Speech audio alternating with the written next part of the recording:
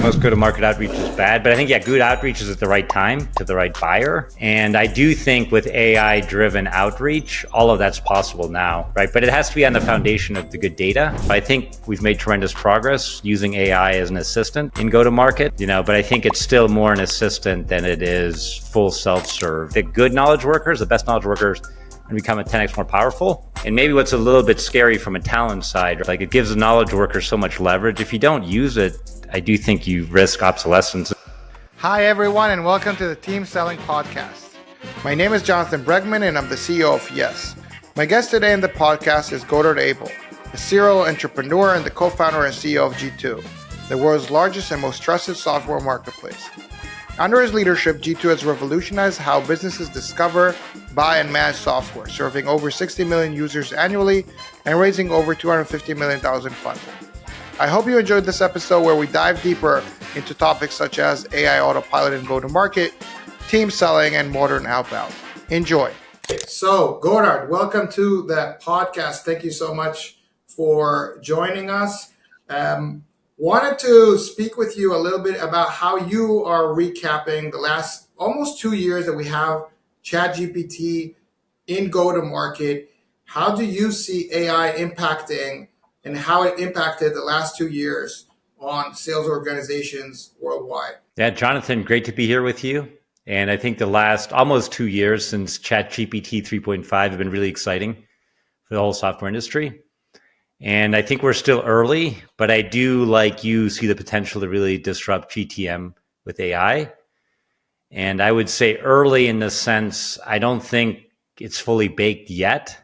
I know part of your dream also is to, let's say, fully automate SDRs, automate a lot of what salespeople are doing. And I agree, the potential is there. But I'd say we're still fairly early in getting the results. And even the big incumbents, I'm sure you've seen, like Salesforce with Einstein, they're working on it. But I think, maybe it's like self-driving with cars, and Elon always says next year.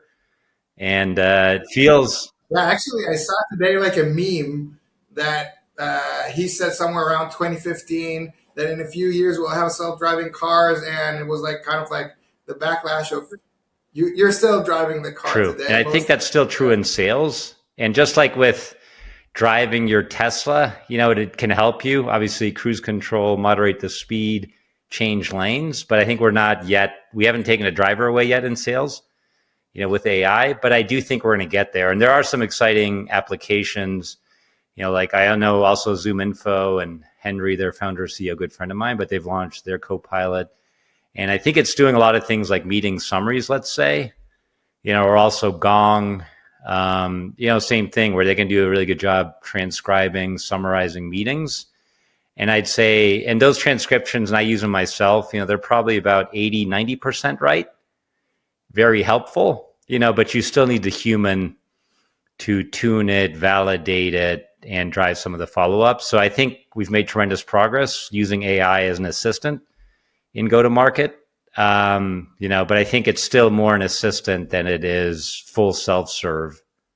Yeah, I'm aligned with that, and it's also something that we are seeing. Curious though, if you see any type of differentiation when looking at the work of SDRs, so sales development representatives, versus account executives. So it seems that you see a lot of adoption more on the AE side in terms of meeting summarization. But in the last 2 years, do you see also on the SDR side a little more traction, or it's just very early stage from your view at the moment? Yeah, I do think it's going probably further on the SDR side.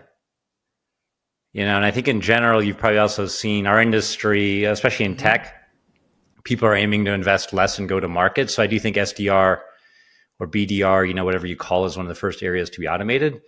And I think one area that's promising that we've also piloted at G2 is, kind of auto response to inquiries and emails.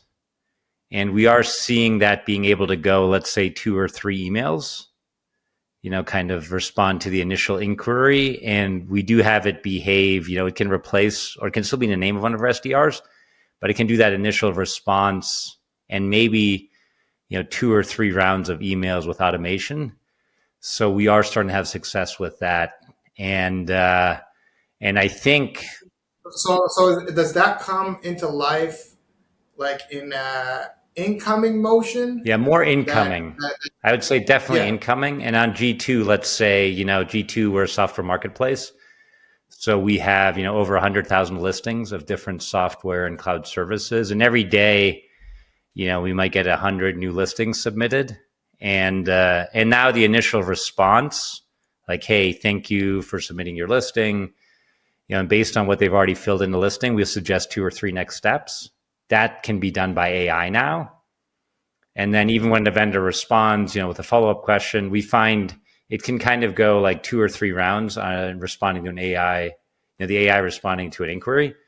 But like I said, it's not all the way there yet, because the human, the SDR, obviously they can see it in their inbox. And then at some point, they will step in once the conversation gets more complex, or especially I think the need for humans, if it gets emotional. Let's say the vendor's getting upset, they're like, oh, G2 sucks, then you're like, oh, wow, now a human needs to help. No, no one can say that. Yeah. So I'm curious. So was it like a process that was dealt before only with humans? Is it like a new process that you immediately implemented It's it a new with process. Well, AI? it was a human Like, process, and it was probably the most basic, SDR job, like, hey, handle the inbounds. And now, like I said, AI is, probably automating, let's say 80% of that. And then the human really only has to intervene, either, like I said, when it gets emotional, or if the prospect raises their hand and say, hey, I'd really like to talk to someone, or I'd like a demo. So, like I said, I think we've made some good initial steps, but it can go a lot further. yeah, it's interesting because I also see like in the market that there is like this perception that, and by the way, I'm also in that camp, that you see like in inbound, the adoption, also in support. I see things that Intercom is doing and what you're describing. That's when there is very, very strong intent from the customer. It's an inbound motion. They know what they want, and it's just dealing with that request. High adoption of AI. Curious about your thoughts also about outbound motions and where AI fits there, if at all. Yeah. And I think we're outbound, like we're using it right now.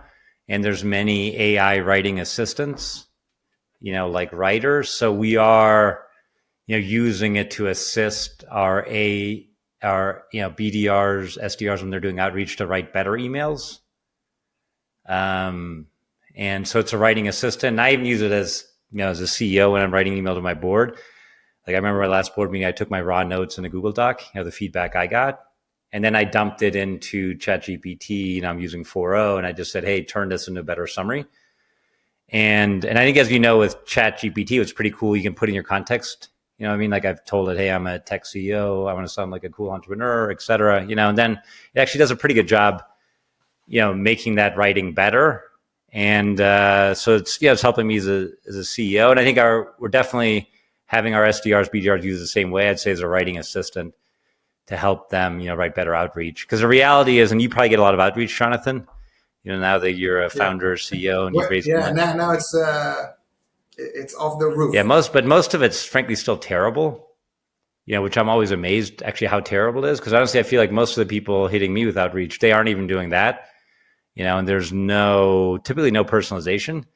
I feel like over half the outreach I get, it's still like the vendor just auctioning off, like, hey, here's the 10 services I offer. Could I buy you a coffee and, you figure out which of my 10 services you need? You know what I mean? Which is like, No, so today I got a reach out. I also wrote about a post on LinkedIn that someone wrote me in the message on LinkedIn. My CEO requested me to reach out to you. And you feel it's a lie. It's not genuine. If the CEO won, like, how can we start a business relationship when you start from that context? Like, the level is so low. So many companies don't even get the I basics agree. right. And honestly, like ChatGPT could do better, but I get a lot of those too, like, or like, hey, I'm going to be in the area, right? Or like you said, my CEO, my boss wants me to reach out to you. Like, it's honestly just really bad. And same thing, I get a lot of LinkedIn in mails. People pay money for those, But same thing, like 95% of them, it's just like, hey, we provide, ISO certified offshore development services. Do you want cheaper developers? But it's like this long, and they list like all the types of development they do, which again, to me is all bad outreach. Whereas good outreach would be like they've researched you, they're like, oh, I see that, G2 is expanding and internationally. I see you're doing an internationalization program. Like we're experts in localizing sites like G2 for France. I heard you're launching that in October, and here's specifically how I could help you. And then I'm like, oh, and that's actually a current initiative we're working on. And then I'd be like, oh, I might pay attention, right? So that's where I do think, and they also say like, where's AI going to win, right? It's like, and I think SDR and human GTM outreach is a perfect area because you don't have to be perfect. You know what I mean? It's not brain surgery. Like, and honestly, most outreach is so bad today. Like I would guess across the internet, if you will, across GTM, like I would guess 95% of outreach is bad. So the AI can pretty much beat it out of the box. And so it does seem like an area, super ripe for AI-driven automation and improvement. And one other area where we're piloting it at G2, we've launched our G2 AI Monty. Yep. And I think, Jonathan, you and I have talked about Monty before, but Monty, and we use Monty first on the buy side. And you're right, it's that high intent use case, because when somebody's on G2, and I always say, nobody comes to G2 for fun because our traffic's way down on the weekend, but people are there, because they're trying to find software to do better at their job. And, but then, what Monty can do, like if they have questions about the product or about the category, or they even have just questions about what kind of software should I be looking at, then Monty can kind of guide them down the funnel, starting with as a buyer assistant. And then we've also trained Monty now to be an SDR, like on your G2 profile. So on your Yes AI profile, we can also train Monty to answer your Yes specific FAQ questions, and can handle a lot of the inbound for you. And at the end of the process, what's exciting about Monty, we have actually had Monty close some deals now. And Monty can definitely, it's an advancement. Wow. Yeah. And Monty, most of the time, Monty doesn't yet close the deal. Obviously it has to be like the kinds of products where there's like a starter edition, but Monty can definitely set an appointment. And so that's very promising. And it is all that, G2 traffic is all high intent inbound, where people are trying to understand software, trying to get questions answered. And then at some point, we train Monty to hand it off like, hey, would you want to book a demo? Or obviously, would you just want to sign up for a trial or sign up for a starter edition? And so, in my labs team, my co-founders are building that. So that's also very promising, to drive conversion. I also had a look at it, and it really looks like a very, very strong solution when there's high intent from the buyer side, just to really understand and navigate the person and direct their intent to the right place, at least from your side. And it's exciting to hear that it's already able to do like a full sales cycle. It's very, very impressive. Going to your initial kind of response of what would have made you respond to an outreach, you gave that example with France expansion. For me, it sounds like this whole new vibe of signals and triggers, and many people are looking at those kind of moments that are right to approach the customer. We believe in that approach very much so. And curious from your end, do you see this as a trend that really to approach the customer at the right time? It sounds like the expansion to Europe triggered someone to reach out to you. Do you see this as a very, very strong tactic that more and more customers will do? Or how do you see it shaping kind of like a go-to-market in the next few months or years? And like we said, most go-to-market outreach is bad, but I think, good outreach is at the right time. So if they know we're expanding to France later this year, like, oh, okay, it's the right time to talk to me about, let's say, French translation or localization services. And you have to have the right message, like the right time, right? I'm in the market. Then you have to have the right message, which obviously responds to my need at that time. And you have to be reaching out to the right buyer. And I do think with AI-driven outreach, all of that's possible now, right? But it has to be on the foundation of the good data. And that's a problem, just like we said, most BDRs, SDRs are bad. Probably a lot of that's because we tend to hire 22-year-olds fresh out of school, and they just don't know much about industry, and we don't train them well enough. And then when I say we, kind of the whole tech industry, it's kind of been a job where we just throw the lambs to the wolves, so to speak. So they just don't know any better. Your AI will be as good as your data. And frankly, Exactly. here, I think that technology has such a superior stance versus humans. So SDRs, BDRs became these data analysts in the end, that they need to go through 30 tabs in terms of their first party data, Salesforce, HubSpot, Zendesk, Segment, Snowflake, and then go see what's the data on G2 externally. So look at your hiring website, Crunchbase if you raise funding. Go look what Godard said at the last podcast. There's so much information to consume for a single outreach. It's a lot of time. And here there's also data. It's not only about AI. So AI is only as good as your data is. True. And technology is way better than a human in ingesting all that data, and from that it could produce. So just sending off ChatGPT style emails, totally aligned with you that probably isn't going to work. But the advancement in ingesting all that information and having a layer of data that's strong enough to produce that's where I at least see kind of like the future of outbound going. Yeah, no, I agree. And all those data sets, plus I think LinkedIn is certainly a good one. You know what I mean? Because like I post a lot on LinkedIn, probably a lot of us do, but you're right, all those data sources, and then the AI, if you have the right data sets, then the AI can become very smart.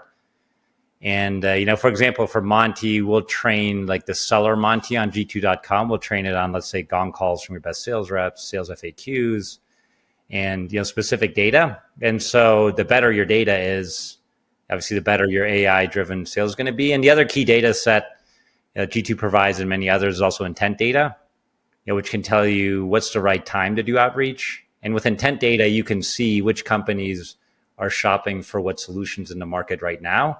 So that can tell you the right time, because I think also so much outreach is wasted because a lot of B2B solutions might only be bought every few years. Like I used to also work at Salesforce, and, like most companies will only invest in a new CRM system, let's say every 5 or 10 years. So if you're a CRM vendor and you're calling them the other 9 years when they're not in market, like that's a waste of everyone's time. It's just frustrating, right? Also frustrating for the buyer. So you have to outreach at the right time. And then, of course, you need the right... You need to log that closed lost in your own Salesforce, in your CRM, to know when is the next renewal. True. Or when is the next True. But with intent data, you can see if there's many people that company shopping for a CRM solution. And sometimes even, let's say if it's a large corporation, the mothership is standardized on Salesforce, but there might be a business unit, I don't know, making this up in Australia, that's all of a sudden looking again.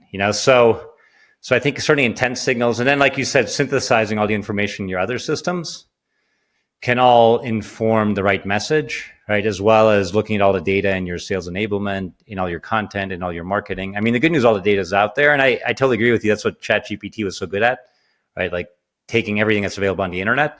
But then most companies have proprietary data. We all have to. And then if you also train it on your company specific data, your specific knowledge, then the AI can really get good at the right message. And then to get to the right person, I mean, there's a lot of also third-party databases you can use, obviously ZoomInfo, Apollo, et cetera, the right person. And but I think it also gets complicated, right? And I do think for a lot of companies, it also becomes a build versus buy. Like, if you want to automate your go-to-market with AI, do you buy, obviously you could buy all these data sets yourself. You could integrate everything yourself, or obviously that's, I think, why Yes.ai exists, and now many others, right? Because many people are trying to, build the hooks into the standard systems and automate it kind of for you at scale. And I'd say the same thing with our G2 AI Monty. I mean, the one advantage we have, we have 9 or 10 million buyers coming every month.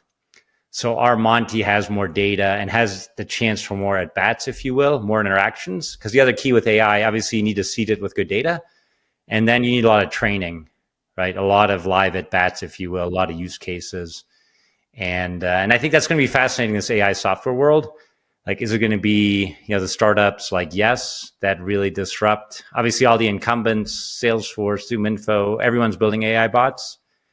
And I think right now it's an exciting time in tech. Like, honestly, nobody really knows, who's going to win. But I think AI is one of those inflection points, and I've seen it twice now in my career.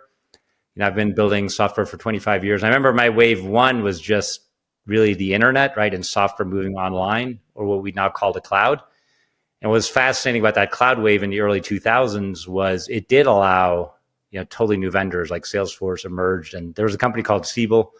You might not have even heard of them, Jonathan. Eventually they were bought. Yeah, They were bought by I heard. Oracle, but they were like the kings of CRM, in the 90s and early 2000s, but it was all on-premise client server software. And Siebel even tried. They bought a startup. They launched a Siebel on demand. They launched a Siebel in the cloud. But honestly, they could just never catch up with Salesforce since that was all they did. So that wave, I think cloud and so many vendors, Workday, right? Almost every category, there was a cloud disruptor that ultimately won. And then there was the mobile wave, which I also remember, like the first iPhone came out, I think 2008. And all of a sudden people saw, oh, wow, mobile could be an amazing interface. Apple launched the App Store, right? It could change apps. And a lot of VCs were also betting that mobile was going to disrupt CRM. And I remember there were some vendors like Base CRM. You probably haven't heard of them. I think eventually they were acquired, but their bet was, with mobile first, we can disrupt. And honestly, mobile didn't do that. You know what I mean? The incumbents adopted good enough mobile. And it'll be interesting to see with AI, right? Does it really disrupt the industry?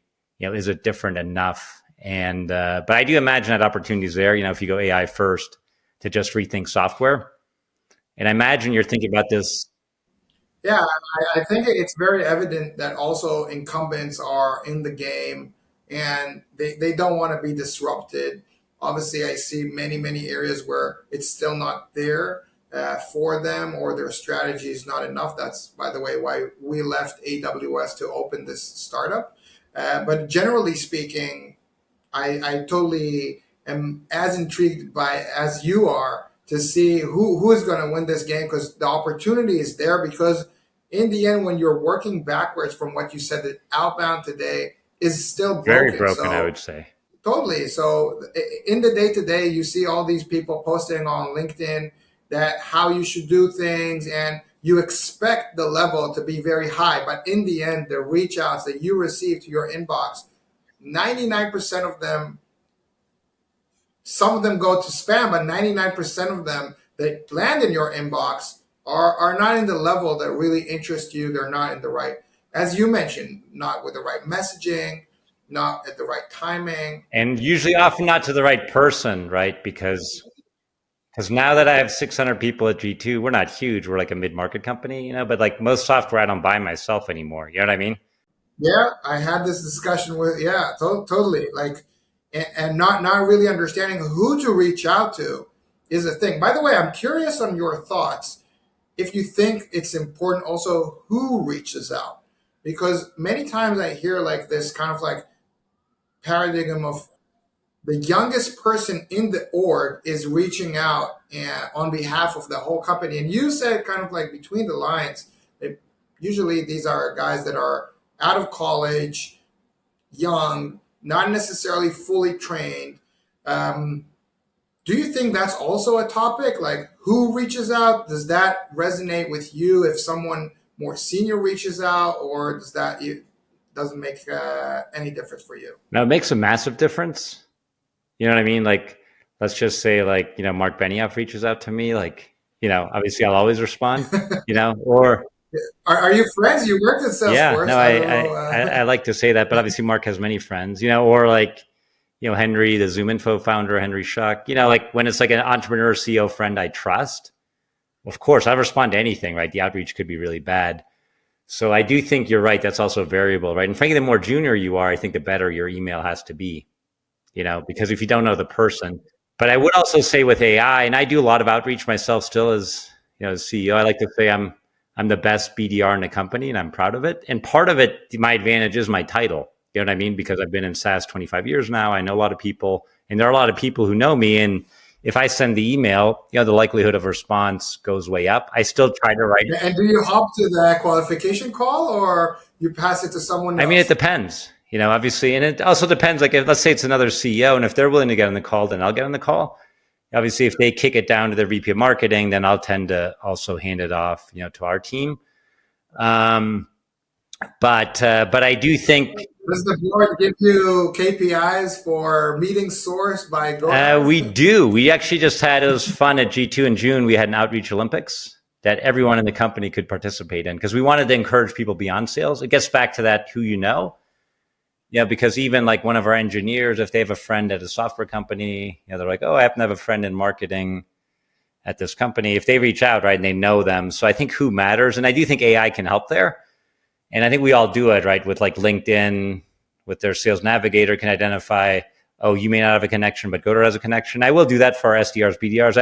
Ask them to send me a good draft, but AI could automate this. Like, hey, because let's say they want to reach out to Jonathan, they could see, oh, you and I are connected. And then I'll say, hey, But the thing is that there are so many connections on LinkedIn. It becomes like, are they really connected, or are they? Do they know each true. other, or it's But just that's like a where you could LinkedIn layer conversation? AI, right? And it's pretty easy off my inbox. You know what I mean? You can cross reference, oh, how often has Godard emailed with this person? You know what I mean? That's probably one good indicator. How often are you communicating? And so I do think with AI, you can triangulate that data. Obviously, LinkedIn Graph being one good source. But then if you also look at activities in your digital systems, then you can quickly say, hey, who has the best connections at this account or this person? So I do think that's another reason AI can win. And at some point, and I still like, if somebody asks me to do outreach, I still read it all. I probably will for quite a while, but maybe eventually the AI draft is good enough where it can just send on my behalf. You know what I mean? And I don't think we're that far away, but I think you make an excellent point, Jonathan. Also figuring out who in the org should send this outreach, that can also have a massive impact on conversion. So I think, like we're saying, you got to do the right time, the right message, to the right person, but then also like I hadn't thought about that, but also from the right person. Yeah. No, I just think that the more senior you go, just normal life. It's just True. like something very natural. Although I'd say, yeah, and I think, and also goes the other way, right? Because like I said, some solutions you don't want to call the CEO. You know what I mean? That's true even for like G2. Most of the time, let's say it's a really big Mhm. software company, it's no longer a CEO topic, right? Like we want to target the CMO. You know what I mean? Or some cases, it could even be the director of customer marketing. So yeah, and I think, and again, these are all things like, and we know it like as experienced GTM people, but I do think this is where the AI could win, right? Because this is all stuff. Yeah, I think that like when you think about it clearly, there's so much difficulty in identify. So right now, like a SDR is your representative first in front of a very big company. Are they choosing the right route? So let's say it's the right timing and let's say it's the right messaging, but you missed on who reaches out and to True. who. Those are massive components, and frankly, I think it's right. It still goes bad. Yeah, And honestly, I like to say, Jonathan, like when I do outreach, I honestly think my hit rate's like 75, 80%. But that's because I take a lot of time to do it. wow. I always personalize it and I'll only do it if I think I'm the right person, et cetera. But I do think with AI, you could get there. You know what I mean? Like where it's, I don't know, 80% is probably too high, but I imagine like today, I don't know, human SDR, BDR outreach is probably, it's well less than 1%, I'm guessing. I haven't studied it, but I bet you could get it to, I don't know, 5, 10%. Like you could get it way up, I'm sure. And frankly, also on both sides, right? Because it would also save the world of just so much spam. Totally. And I'm curious because the my kind of thought process would be that in very large 6 and 7 figure deals, it will come to the desk of the CEO to do the reach out. But it's interesting for me that with G2, where you're really like a scalable motion. Correct me if I'm wrong, but that's at least how I see this. Obviously, you have very big customers, but the fact that you are engaged in that type of activity, that's interesting for me. I didn't think you would. Hmm. So it's kind of like a new revelation for me also. Yeah. This uh, Well, part of it, I'd say, like I'm a go-to-market focused entrepreneur, and I enjoy it. Like that's why I enjoyed meeting you. You and I met at an AWS reInvent conference. I love meeting peer entrepreneurs. Like it's genuinely just fun for me. That's like what I love about G2. And then I can be like, by the way, how's your Yes AI listing? I can also like sell to my software entrepreneur, SaaS entrepreneur, cloud entrepreneur friends. But I also sometimes I think about it because like we have 3,600 customers, and then some people would say, "Oh, as a CEO, you should prioritize that activity." But I'm like, if I can help us win one customer a day, and let's say there's 220 business days in the year, I'm like, that's 220 more customers. That's actually Yeah. material. So can you walk me through the process? So is it like a SDR or AE kind of coming up with the concept of they want you to reach out, or it's Yes. coming from you? Like what's the I mean, process that's a there? lot of it, where they do that LinkedIn research and they're like, hey, Godard, I see your first degree connection with this person. Would you help me do outreach? And now I have a playbook. Actually, my EA helps me run it, Nikki.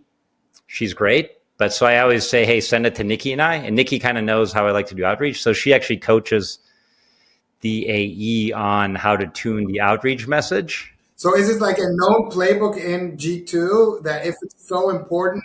We've created a Confluence page, that's our knowledge base, to be like, hey, here's how you do a CEO outreach draft. And to my frustration, some of our team followed, some of it doesn't, but then I've trained Nikki, because otherwise it'd be too inefficient for me.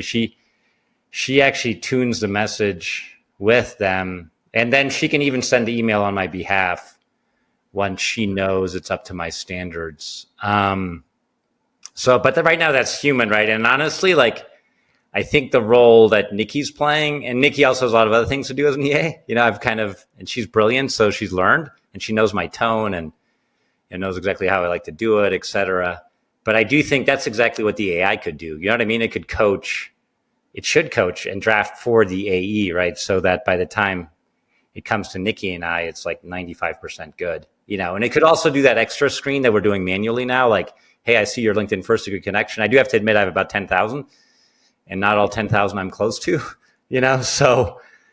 so like it could also do that, and I think that right there, yeah, it just shows the huge potential, so because we have a human process now that does it, but I would love that to be more AI, as would Nikki, because it's not like improving that outreach draft is not the best use of our time.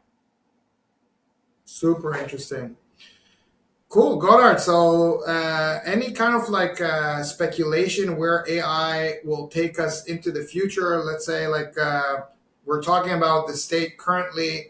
Any kind of like prediction where AI will be like in 3 years from Yeah, well, today? I'd certainly hope in 3 years that people that are using AI sales assistants are no longer sending bad outreach. And I do think that's possible. You know what I mean? And I do think the majority of, especially inbound BDR, SDR, I would think will be at least 80% automation, if not 90. And I think the really forward thinking companies, I think we can be pretty much at 100%, where there's just like a ripcord for like help. It's kind of like you're in a self-driving car now in San Francisco, like Waymo's doing it, right? There's still like a ripcord in case like the human sees something the robot doesn't. But otherwise, I do think in 3 years that should be a largely solved problem. Do you agree, Jonathan? Well, in the 3 years, that's where it's like hard to know. Is it three? Is So, it five? so, Is it so 10? 90%. I would put it at 100% in 10 years. Yeah, so I think the role will definitely change. So obviously it will be much more scalable than today. But I think especially like in the AE side, so the B2B, six-figure, seven-figure sales, I definitely see it more in coaching rather than really replacing. They're True. Not the yeah. AE. But don't you think like their assistant, because kind of like I said, Nikki's my outreach assistant, my executive assistant.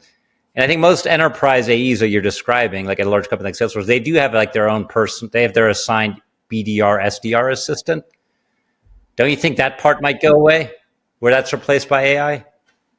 I think there will be a big portion. I don't know if like 90% because there's still like, cold callers and still there's going to be Yeah. like the need to Hmm. kind of like speak with the human. Um, and I think there's also like the need for companies to recruit talent. So in many companies, the BDRs get promoted to be the next talent of sales. So True. they are promoted to AE or account manager. So I definitely see the role changing. I'm not sure about because there is definitely also a case to keep some, make them much more efficient, but also as a talent pool. So I definitely believe in this kind of like I hear many people talk about the talent pool. In the end, you will need because if you believe in the future, and I do, the AEs are needed for 6, 7 figure deals, also probably 5 figure deals. Not so certain about 3 and 4 figure deals. But if you do believe that, so you will need to have like a talent pool that's easily you can navigate it easily from SDR to account executive, especially in big orgs. I just saw it in AWS. It's just like that's the way it goes. It goes from one position to a second to a True. third, and it's just easier to recruit younger talent as a SDR and get them promoted. Obviously, the ones that are good through all the ranks, rather than just recruit someone from outside doesn't know the culture. So there are advantages also to keep the lights on from that perspective, at least. Yeah, no, I do see the talent, and that's probably my biggest fear because it's certainly true. Like at our companies, like Eric Gilpin, now our CRO at G2, brilliant CRO. But I remember he started his career, it was way back at Career Builder in like 2000, and like everyone else, right, doing outbound cold calling, and then worked his way up. That's the classical path for talent. And then just one other thought, maybe we go more to like A's become more full stack again. Yeah. Because Full also on sales the other cycle. side, because today in enterprise AE, they're surrounded by obviously SDRs, BDRs to help them on the outbound, the outreach, the follow up. Then they have like sales engineers, technical experts supporting them on the technical side. And I think same thing there, a lot of the technical FAQs. So maybe it's more like a full stack seller surrounded by AI assistants rather than human assistants or less human assistants. You know what I mean? Because same thing. I also hear it now. I see like this trend coming back to full Yes. sales cycle AEs because prospecting, for those that know to do it well, becomes easier than before because you have like these tools that aggregate all the information for you. You just don't need to sift through everything. So it becomes easier. But then, I saw it also in my past experience in AWS in a startup unicorn. There's so many advantages for also separating between the roles of you're just so the SDR, you're just responsible to get the meetings, qualified meetings, and then if there's enough demand, your AE just needs to win those deals. And also, there's a lot of advantages of doing the full sales cycle. But many times I saw also that AEs, sometime along their career, I manage many of them, they suddenly don't like to do True. the prospecting. So and sometimes they're not even good at that, or it's like a different type of persona that they don't have the kick from, that they don't enjoy it. It's like the worst part of their role.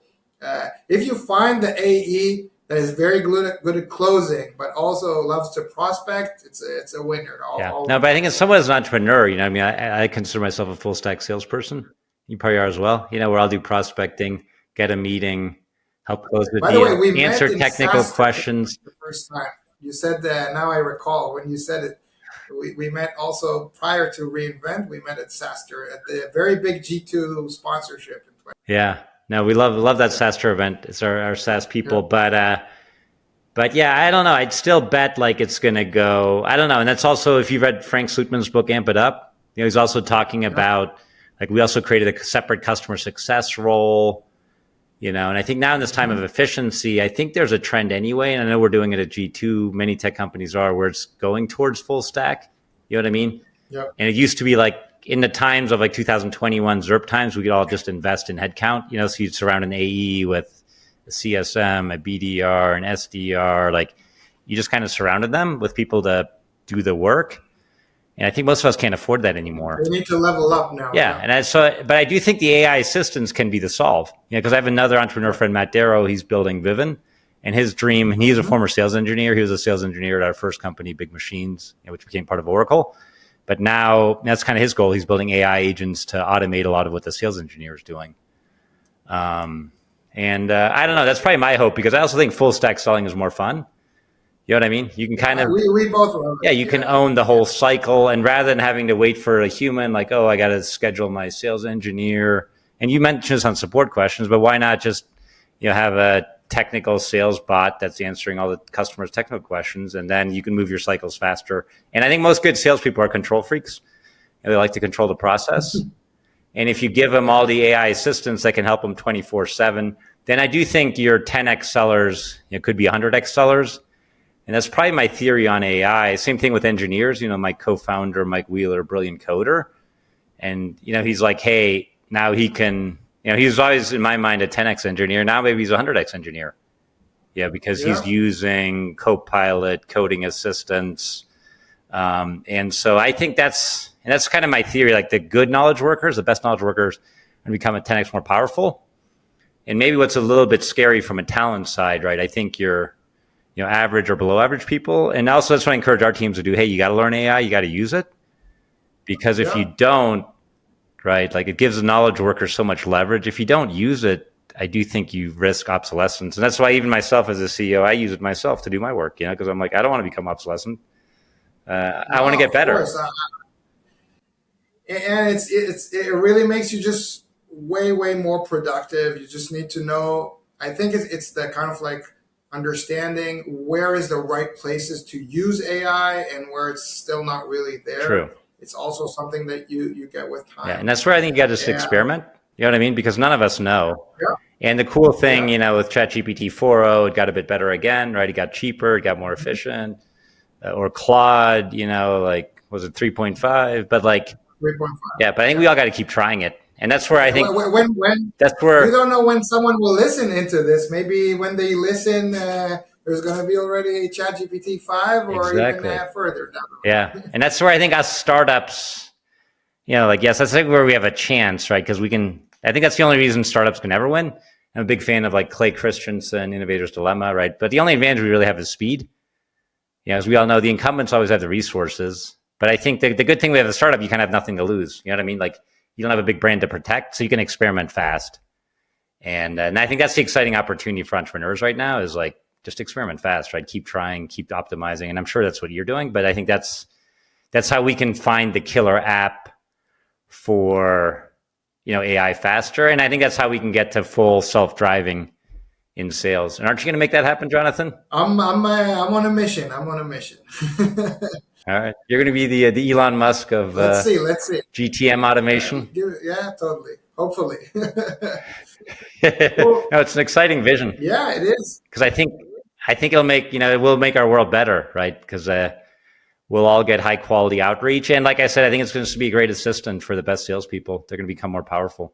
Yeah, I totally see it hand in hand in some areas, and definitely in areas where humans are traditionally bad at, especially in this analysis of data, exactly about the right timing, right messaging, from who to who, ripe for disruption. Still, it's not there. You mentioned yourself, still not there. So a lot of room to innovate still.